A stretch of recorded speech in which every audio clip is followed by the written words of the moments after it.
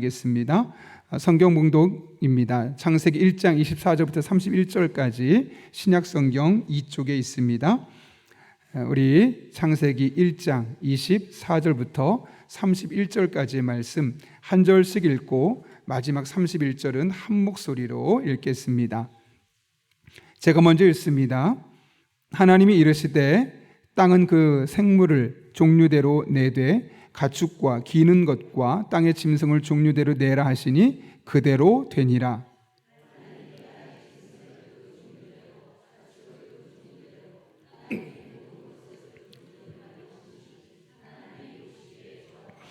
하나님이 이르시되 우리의 형상을 따라 우리의 모양대로 우리가 사람을 만들고 그들로 바다의 물고기와 하늘의 새와 가축과 온 땅과 땅에 기는 모든 것을 다스리게 하자 하시고,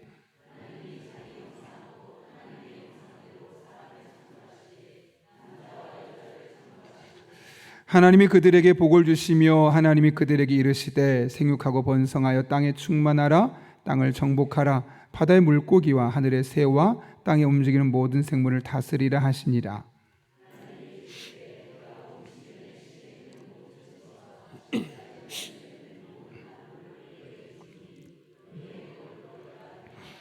또 땅의 모든 짐승과 하늘의 모든 새와 생명이 있어 땅에 기는 모든 것에게는 내가 모든 푸른 풀을 먹을 거리로 주노라 하시니 그대로 되니라. 하나님이 지으신 그 모든 것을 보시니 보시기에 심히 좋았더라. 저녁이 되고 아침이 되니 이는 여섯째 날이니라. 아멘. 함께 기도하고 말씀 나누겠습니다. 거룩하신 아버지 하나님, 하나님의 말씀을 받습니다. 우리로 마음의 문을 열어주시고 주시는 말씀이 우리의 신비에 새겨지고 내게 주시는 말씀으로 들려지는 복된 시간 되게 하여 주옵소서. 예수님의 이름으로 기도하옵나이다. 아멘. 우리 또 오랜만에 보는 분들 옆에 계실 텐데 이렇게 한번 인사할게요. 역시 한결 같으시군요. 이렇게 인사만 하겠습니다.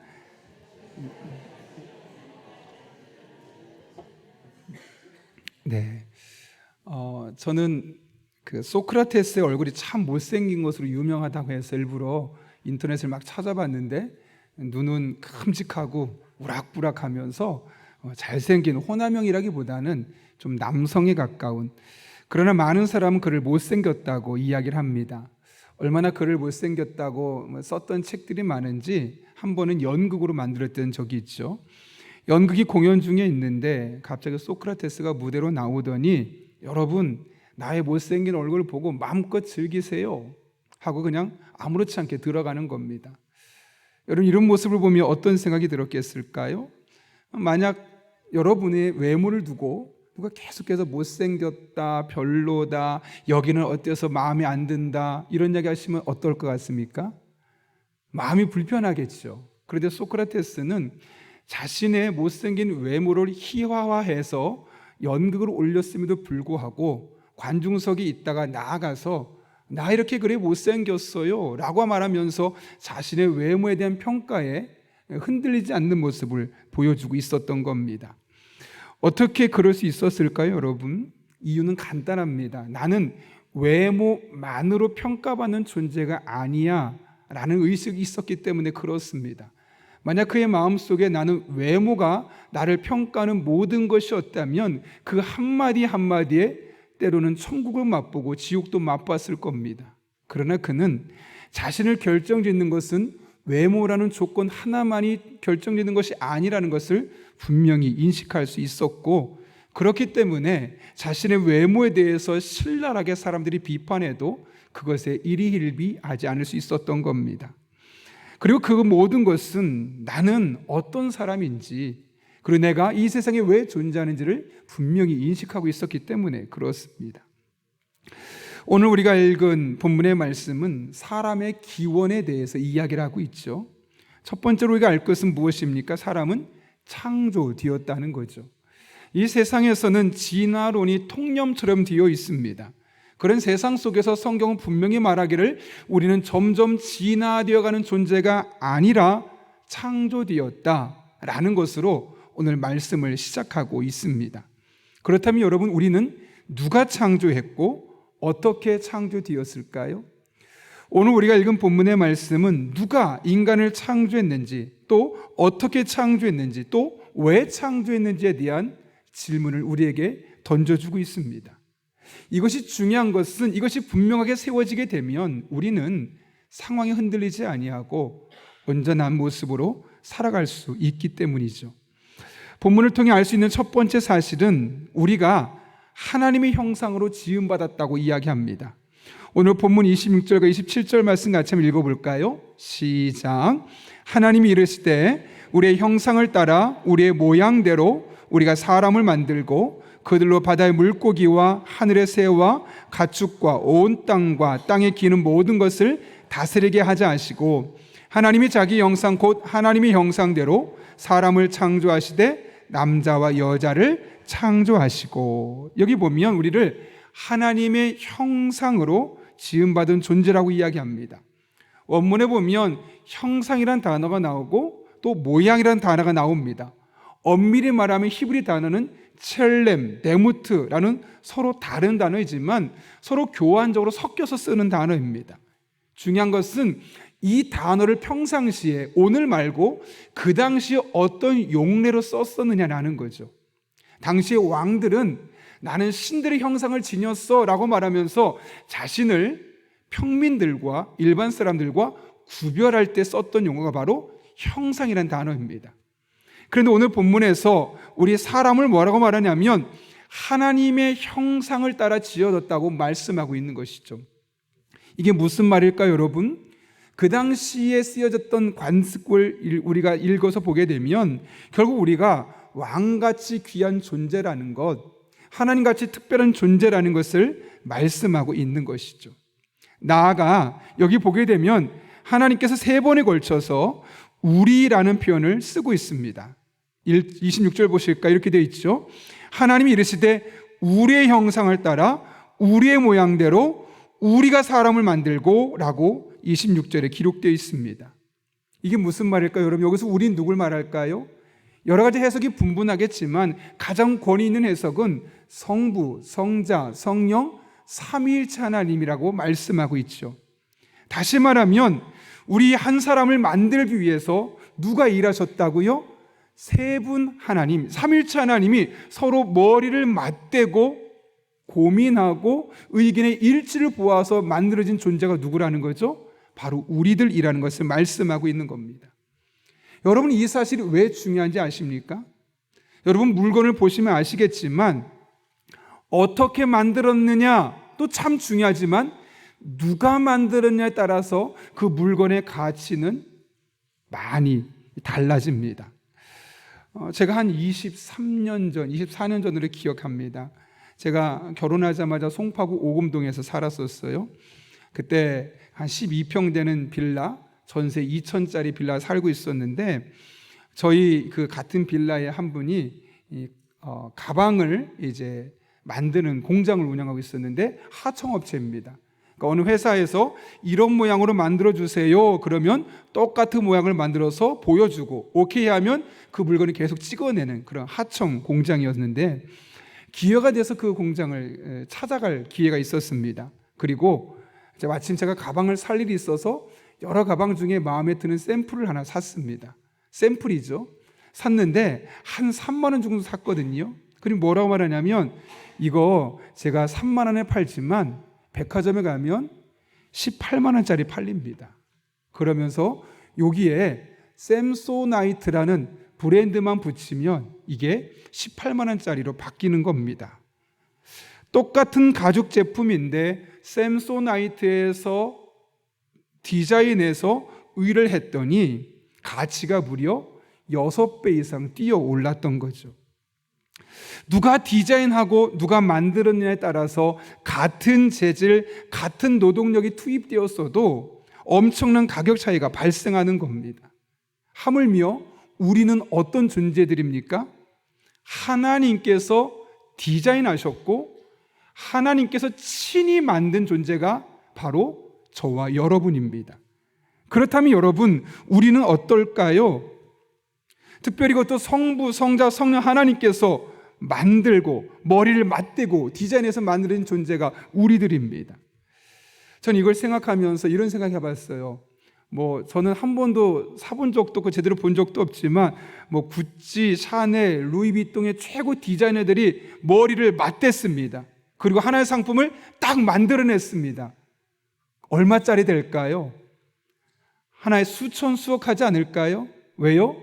각각 회사의 최고의 디자이너들이 모여서 만들었으니까요. 근데 우리는 어떻다고요? 성부, 성자, 성령 세 분께서 모여서 머리를 맞대고 디자인해서 만들어낸 존재가 바로 우리들이라는 거죠. 그렇다면 우리들의 가치는 그런 것들과 비교할 수 없는 겁니다. 우리는 하나님께서 친히 디자인하시고 창조하신 존재입니다. 하나님의 걸작품이고 흔히 말하는 명품이고 세상에 단 하나밖에 없는 한정품이 바로 저와 여러분이라는 사실을 기억할 수 있기를 바랍니다. 누구와도 무엇과도 비교할 수 없는 여러분만의 독특함이 있고 여러분만의 특별함이 여러분 안에 주어져 있는 겁니다. 세상은 자꾸 비교하죠. 그러면서 특별한 모델을 제시하고 이 정도 외모가 되어야 상이고 중이고 하라고, 이 정도 재산은 되어야지만, 또 이 정도 차는 가지고 있어야지만 점점 우리를 사람들과 함께 비교하며 상대화시킵니다. 외모로, 돈으로, 직장으로, 차 크기로, 집 크기로 우리를 비교하게 만들어갑니다. 문제는 우리 또한 그것에 동요되어 가고 있다는 것이죠. 하나님께서 나를 어떻게 만드셨는지, 이 세상 유일하게 만드신 한정품, 명품으로 만드셨음에도 불구하고 그것을 보기보다는 다른 것과 늘 비교하면서 사람들이 나를 어떻게 보는지에 훨씬 더 많은 관심을 갖고 그 조건에 맞추고 그 조건에 따라 살려는 경향성을 보인다는 거죠. 문제는 이렇게 세상에 보는 관점으로 나를 보기 시작하면 우리는 자꾸 잘못된 판단을 내릴 수밖에 없는 겁니다. 나의 가치를 볼 수 없는 겁니다. 나의 연약함만 바라볼 수밖에 없는 것이죠. 그래서 우리는 철저하게 하나님의 관점에서, 성경적인 관점에서 나의 나됨을 바라볼 수 있어야 합니다. 그럴 때 우리는 제대로 된 나의 가능성과 나의 잠재력과 나의 나됨을 발견할 수 있는 것이죠. 그렇다면 여러분, 하나님께서 우리를 만드실 때 하나님의 형상대로 만드셨는데 하나님의 형상대로 만든 우리를 어떻게 보고 계실까요? 이사야 43장 4절 말씀에 이렇게 말합니다. 내가 너를 보배롭고 존귀하게 여기고 너를 사랑하였은즉. 하나님은 우리를 어떻게 보신다고요? 보배롭게 여기고 존귀하게 여기고 사랑하는 존재로 우리를 보고 계시다는 겁니다. 중요한 것은 여러분, 이사야 43장의 말씀이 언제 주어진 말씀이죠? 에덴 동산에서 아무런 죄도 없고 흠도 없었던 완벽에 가까웠던 백성들의 모습을 막아라는 것이 아니라 죄를 지었지만 오염되었지만 하나님 바라보며 믿음으로 살아가는 우리에게 주어진 하나님의 선언이라는 겁니다. 너는 비록 죄를 지을 수밖에 없고, 너는 비록 실수할 수밖에 없고, 너는 상대적으로 다른 사람보다 못나 보일 수 있어도 나의 눈에 너는 여전히 보배로워 존귀로워, 나는 여전히 너를 사랑해 라고 말씀하고 계시다는 것이죠. 여러분, 우리가 이 사실을 깨달아야 합니다. 아니, 믿어야 합니다. 그럴 때 우리는 이사야가 했던 고백처럼 이렇게 말할 수 있죠. 나는 여호와 보시기에 존귀한 자라. 하나님이 나를 어떻게 보느냐도 중요한데 그 하나님의 눈은 나를 바라보면서 나를 어떻게 볼 수 있다는 겁니까? 내가 너를 보배롭고 존귀하게 여기고 내가 너를 사랑한다라고 말씀하신 그 하나님 앞에 서게 되어질 때 우리는 스스로가 나는 여호와 보시기에 존귀한 자라 라고 고백할 수 있다는 것이죠. 여러분은 어떻습니까? 한번 여러분 가슴에 손을 얹고 이렇게 믿음으로 고백하고 여러분이 영혼에게 선포하십시오. 나는 여호와 보시기에 존귀한 자라. 해볼까요? 한 번 더요. 나는 여호와 보시기에 존귀한 자라. 그렇습니다. 여러분 한 분 한 분은 하나님 보시기에 존귀한 자들입니다. 그런데 한 가지 놓치지 말아야 될 것이 있어요. 여러분만 존귀한 자가 아니라는 거예요. 내가 존귀하면 다른 사람도 존귀한 존재임을 잊지 말아야 돼요. 하나님은 나뿐만 아니라 다른 사람들도 왕 같은 존재로, 명품으로, 그 사람만의 한정품으로 만들어 주셨어요. 이 사실을 놓치게 되면 우리는 왕 같은 존재로 만들어진 사람들을 종처럼 부리며 그들에게 갑질하며 하나님이 만드신 창조 질서를 무너뜨리며 살아갈 수밖에 없는 겁니다. 제가 오래전에 한번 경험했던 이야기인데, 식당에 갔어요. 가면 보통 가스불을 켜는 데가 가끔 있는데 제가 켰어요. 그랬더니 일하시는 여성분이 오셔서 너무 고맙다고 하는 거예요. 웃으면서. 아니 뭐 가스불 하나 켜줬는데 뭘 그렇게 고마울까 생각했는데, 그분이 하는 말이 얼마 전에 비슷한 상황이 있고 본인 손에는 물건을 들고 있어서 아유 손님 가스불 좀 켜주실래요? 라고 했더니 화를 내더라는 거예요. 아이 손님한테 이런 불을 켜라고 하냐고, 당신이 켜라고 하면서 화를 냈는데, 오늘 손님은 말도 안 했는데 켜줘서 너무너무 고맙다는 거죠. 제가 그 이야기 듣고 너무너무 마음이 아팠어요. 물론 음식을 시킨 사람의 마음은 이해가 돼요. 내 돈 내고 내가 음식 시켜 먹으면 손님은 왕이니까 당신은 나를 왕 대접해 줘야 되는 거 아니냐, 나 가만히 있어도 먹을 거 차려다 주고 편안하게 먹을 수 있도록 해주는 게 당신의 의무 아니냐, 당신은 돈을 받고 일하는 거 아니냐, 나는 돈을 지불하지 않았느냐, 어쩌면 당연한 의무일 수 있습니다. 그러나 꼭 그럴까요, 여러분? 내가 물론 돈을 내었기 때문에 왕처럼 대접받을 권리는 있지만 다른 사람을 종처럼 부릴 권리는 없는 겁니다. 왜요? 그 사람도 하나님의 형상으로 존귀하게 보배롭게 하나님이 만드셨고 여전히 그 사람을 사랑하는 존재이기 때문에 그런 것이죠. 그런 의미에서 내가 왕이라면 다른 사람도 왕 같은 존재다라는 마음으로 그들을 대접하고 섬기는 것이 우리 그리스도인의 삶이 되어야 되고, 성경적인 인간관이 바로 그렇습니다. 바라기는 우리 용인영락교 성도들은 나도 왕처럼 존귀하게 여기고 다른 사람도 왕처럼 존귀하게 여기며 살아가는, 그래서 인간이 물건처럼 취급되는 세상 속에서 인간이 얼마나 고귀한 존재인지, 얼마나 특별한 존재인지를 세상에 보여주고 선포하며 살아가는 여러분 한 분 한 분 될 수 있기를 예수님의 이름으로 축원합니다. 두 번째로, 그렇다면 여러분 하나님의 형상으로 지음받은 우리는 어떻게 살아야 할까요? 27절 말씀 이렇게 말합니다. 하나님이 자기 형상 곧 하나님의 형상대로 사람을 창조하시되 무엇을 어떻게 창조하셨습니까? 남자와 여자를 창조하셨다. 하나님께서 사람을 창조하실 때 하나님의 형상대로 만드셨는데, 남자만 하나님의 형상대로 만드신 것이 아니라 여성도 하나님의 형상대로 만드셨다고 말씀하고 있습니다. 하나님의 형상대로 남자와 여자를 창조하셨다는 것은 남성의 가치와 여성의 가치가 다르지 않다, 똑같다라는 것을 말씀하고 있는 것이죠. 물론 예전에는 종종 농담 반 진담 반으로 여성은 남성의 갈비뼈에서 뽑아서 만든 존재니까 남자보다 열등해 라는 말을 하긴 했지만, 성경은 그렇게 말하지 않죠. 어떻게 만들어졌든 하나님 보시기에는 남자와 여자가 둘 다 하나님의 형상이다 라고 이야기하는 것이고, 그렇다면 둘 사이에 어떤 가치의 차이는 하나도 없다는 겁니다. 힘의 차이가 있을 수 있겠지만 두 사람이 가지고 있는 하나님 보시기에 가치는 동일하다는 것이죠. 그런데 원문을 보면 참 재미있는 일이 있습니다. 여기 남자라는 말을 보면 자카르라는 단어거든요. 수컷이에요. 동물의 수컷. 그 여자는 네케바인데 암컷이에요. 그러니까 동물의 수컷과 암컷, 이게 무슨 말일까요? 전혀 다르다는 거예요. 하나님의 형상이지만 외형은 전혀 다르다, 이런 의미를 갖고 있는 것이죠. 그래서 우리가 하나님의 형상됨을, 하나님이 어떤 분인지 제대로 알려면 남성도 이해하고 여성도 이해하고 이 둘이 함께 될 때 온전한 하나님을 우리가 경험할 수 있는 것이죠. 여러분, 남자는 여성과 함께하고 여성은 남성과 함께하면서 나에게 없는 상대방에게만 있는 하나님의 형상을 발견하게 되고, 그럴 때 우리는 하나님을 온전하게 경험할 수 있는 겁니다.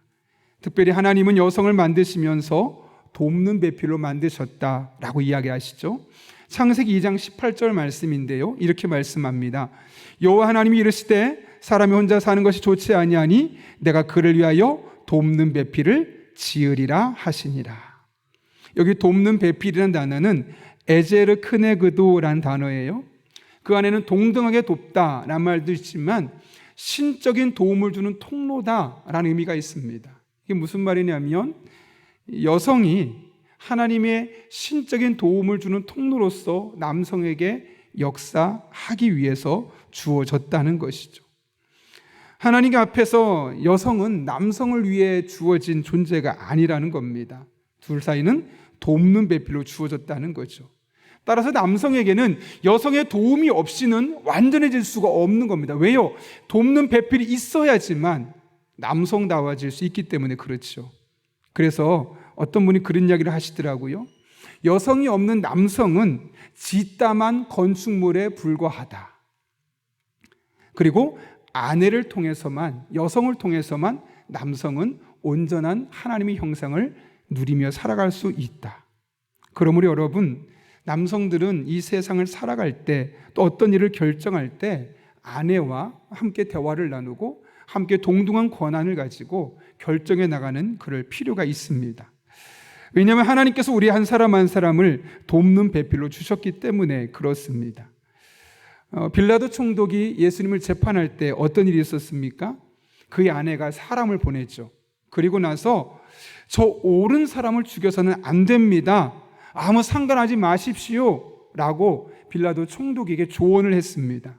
그러나 빌라도는 아내의 의견을 묵살했고 결국 예수님의 십자가에 못 박아 죽게 했습니다. 왜 그런 일이 있었을까요, 여러분? 자신의 아내가 돕는 배필이라는 사실을 잊었기 때문에 그렇습니다. 그렇기 때문에 우리는 늘 사도신경을 고백할 때마다 예수님을 죽인 사람으로 빌라도를 소환하고 있지 않습니까? 그런 의미에서 돕는 배필이 얼마나 중요한지, 얼마나 필요한지를 늘 의식하며 인식하며 살아갈 수 있어야 하는 것이죠. 한 권사님의 이야기를 좀 하고 말씀을 마치려고 하는데요. 제가 예전에 한 교회에서 사역할 때 봄 전기 신방이 있어서 신방을 할 일이 있었는데요.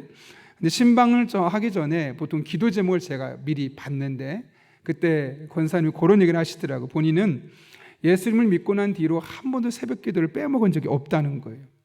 아유, 어떻게 권사님 그럴 수 있으세요? 라고 물었더니 그분의 가정 이야기를 하시더라고요. 알고 보니까 남편의 집이 엄청 부자예요. 더군다나 남편은 세무사예요. 그러니까 뭐 돈 걱정할 게 없죠. 너무 평안하고 돈도 많고 직장도 좋고. 근데 남편이 술을 너무 좋아하고 예수님 믿지 않는 거예요. 그러니까 아무리 이야기를 해도 아내 말을 듣지 않는 거예요. 어떻게 할까? 어머님이 권사님인데 권사님이 말씀하셔도 들어주지 않는 거예요. 그냥 술 먹고 나가서 돈 쓰고, 이것이 그 남편이 하시던 모든 일들이었던 것이죠. 그때 권사님이 어떡할까 하면서 내가 할 수 있는 길은 기도밖에 없다라는 마음으로 새벽 기도를 시작했다는 거예요. 매일 새벽을 하나님께 바치면서 남편의 구원을 위해서, 남편의 변화를 위해 기도한 거죠. 어떻게 됐을까요, 여러분? 금방 변화가 일어나진 않았어요. 그러나 하나님께서 그 권사님의 기도를 통해서 남편에게 역사하게 되었고, 그 남편이 교회를 다니게 되었어요. 어느 순간부터 남편의 말을 듣기 시작합니다. 교회에 나오기 시작했고, 술을 줄이기 시작했고, 이제는 한 번도 빠지지 않고 주일 예배를 드리는 사람으로 세워지게 되었고, 그것을 넘어서서 권사님이 교회 사역을 한다면 본인은 못하지만 적극적으로 후원하는 그런 후원자가 될 수 있었던 것이죠. 어떻게 이런 일이 가능했었을까요, 여러분? 권사님이 나는 내 남편의 돕는 배필이야 라는 의식을 가지고 영적으로 깨어서 남편을 어떻게 도울 수 있을까? 내가 기도로 남편을 도와야겠다라는 마음을 먹고 남편을 위해 구체적으로 기도의 자리에 나오기 시작했기 때문에 그렇습니다. 자신의 역할은 그냥 밥을 차려주고 돈을 벌고 아이들 키우고 하는 것이 끝이 아니라 나는 에제르, 즉 신적인 도움을 주는 통로야 라는 의식을 갖고 그 남편 앞에서 내가 어떻게 하면 하나님의 은혜의 통로로 쓰임받을 수 있을까? 어떻게 하면 하나님이 나를 통해 남편에게 하나님의 도우심이 전달될 수 있게 할 수 있을까? 진작에 그것을 고민하면서 그 사명을 감당하기 위해서 하나님께 매어 달렸기 때문에 가능했던 일이죠. 여러분, 하나님께서 우리를 에제르, 돕는 배필로, 신적인 통로로 부르셨습니다. 하나님께서는 남성과 여성을 다르게 창조하셨죠. 그 이유가 무엇 때문일까요, 여러분? 갈등하고 싸우게 하기 위해서가 아닙니다. 서로 다르다는 사실을 인정하고 서로에게 배워가며 하나님을 더 깊이 이해할 수 있도록 우리를 다른 존재로 만드셨습니다. 그러므로 서로 다름을 볼 때마다 그 다름 때문에 갈등하고 서로 무너지고 서로 깨어지는 것이 아니라 우리를 다르게 창조하신 하나님의 선한 뜻을 헤아리며 서로의 약점을 담당하며 그래서 이 세상에 인간미가 살아있는 하나님의 나라를 만들어갈 수 있는 저와 여러분 한 분 한 분 될 수 있기를 예수님의 이름으로 축원합니다. 우리 함께 기도하겠습니다. 거룩하신 아버지 하나님, 오늘 창세기 말씀을 통하여 하나님께서 우리라는 이름으로 우리 한 사람 한 사람을 얼마나 가치 있는 존재로 존귀하게 보배롭게 만드는지를 깨닫게 해주시고 그런 가운데 남성과 여성으로 다르게 창조하신 이유를 알게 하신 것 진심으로 감사를 드립니다. 우리가 살아가며 나를 바라보며 하나님께서 만드신 명품이라는 사실을 늘 기억하고 자존감을 높일 뿐만 아니라 다른 사람도 같은 눈으로 바라보고 무엇보다 서로 배우자를 하나님께서 다르게 만드셨음을 기억하고 서로 돕는 배필로 연약함을 담당하고 서로의 반죽을 채워주며 살아갈 수 있는 믿음의 사람들 되게 하여 주옵소서. 그럴 때 우리 가정마다 든든히 세워지게 해 주시옵고 가정 속에 하나님 만난 은혜 고백들이 넘쳐나게 하여 주옵소서. 예수님의 이름으로 기도하옵나이다. 아멘.